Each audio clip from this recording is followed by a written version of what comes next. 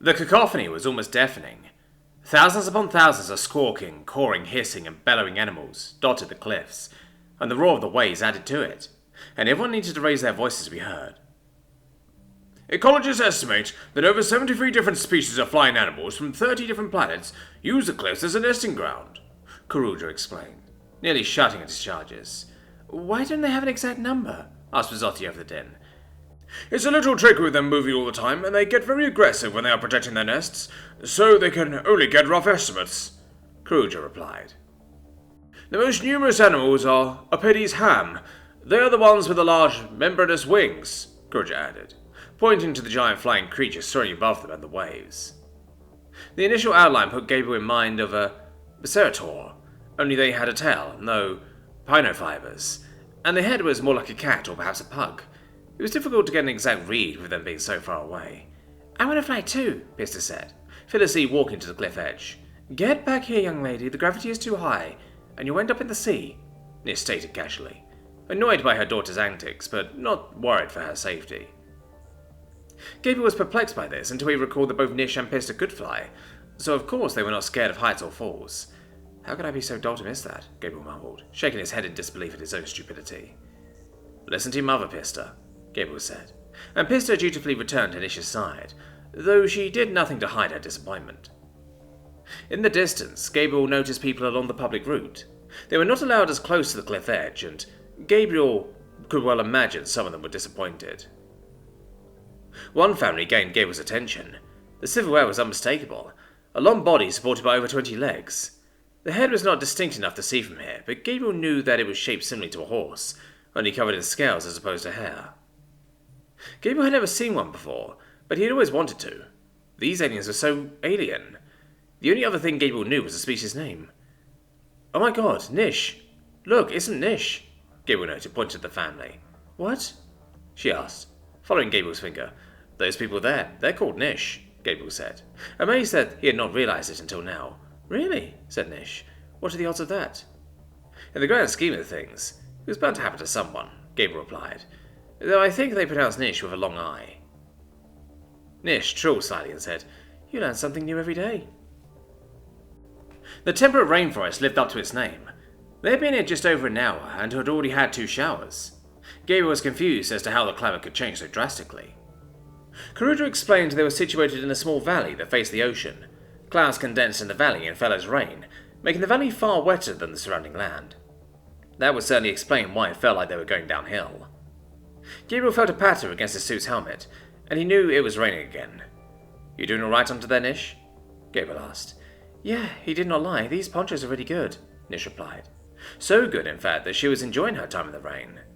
Gabriel had mentioned that he enjoyed walking through harsher weather. The sound of water, hail or snow hitting his hood made him feel snug. Now she understood why. The forest was beautiful. The rain quickly formed a light mist, and the sounds of wildlife echoed through the trees. Bright flowers dotted the branches, and an earthly sweet aroma permeated the place. Gabriel picked up a new noise in the forest and informed the rest of them. Someone shouting up ahead. Unsurprising, we're on the public path now.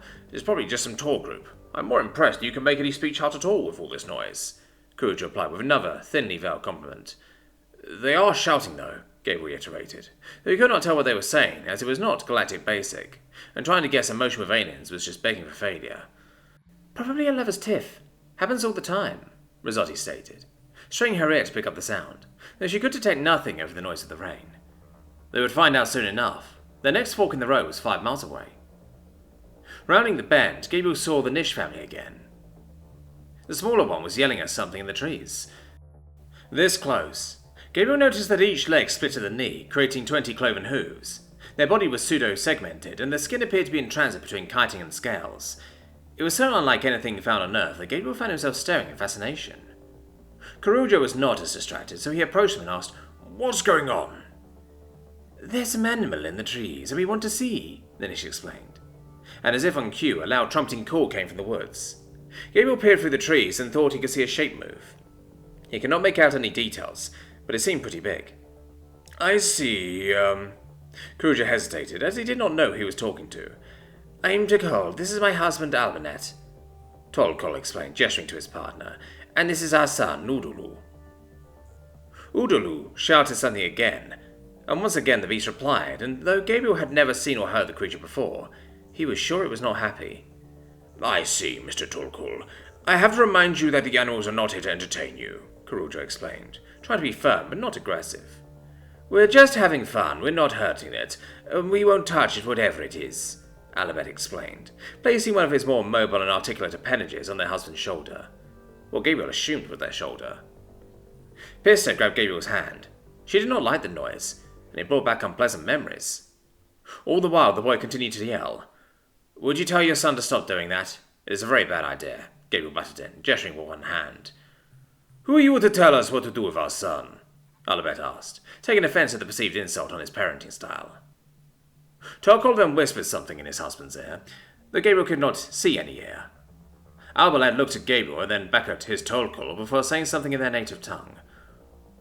Oldalo, Mr. Ratlu says you should stop doing that, Albalat said to his son.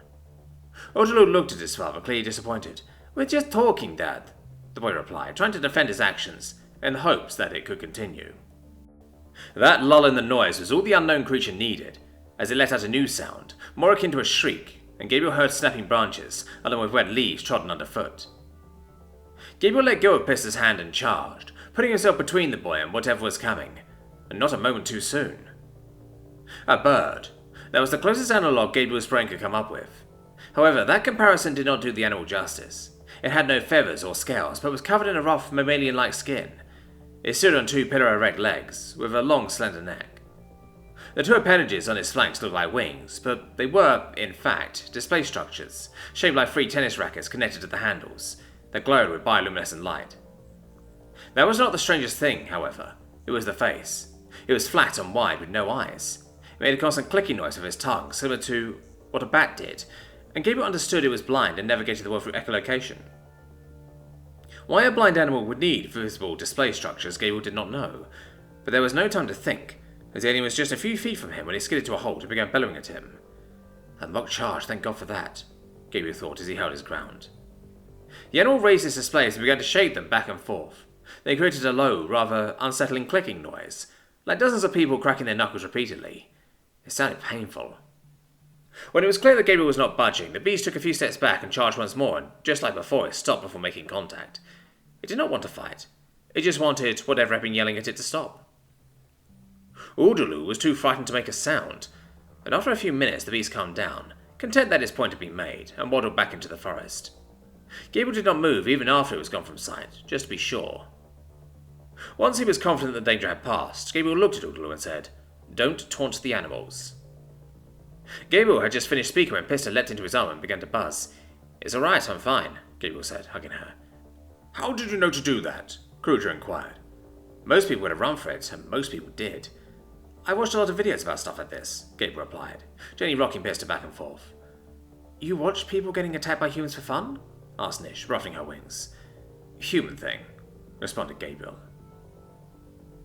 Gabriel was still a little frazzled from his earlier experience. Despite what everyone assumed, it had been terrifying.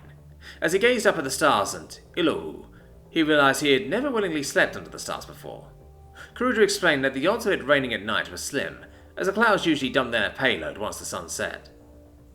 Nish had not been willing to take that chance, though, and was slumbering with her daughter under a tarpaulin. The park management had even been gracious enough to provide her with a sleeping frame. Both she and Pista hung in place, totally at ease, twitching and shifting as they dreamt of the day's events. Gabriel could not fathom how they could hang on even while asleep, but he had heard that paradise dwellers did not sleep as heavily as normal people, though maybe Norm was a bit presumptuous. Gazing back into space, he noticed a streak of light. A shooting star. Make a wish, Gabriel, he told himself.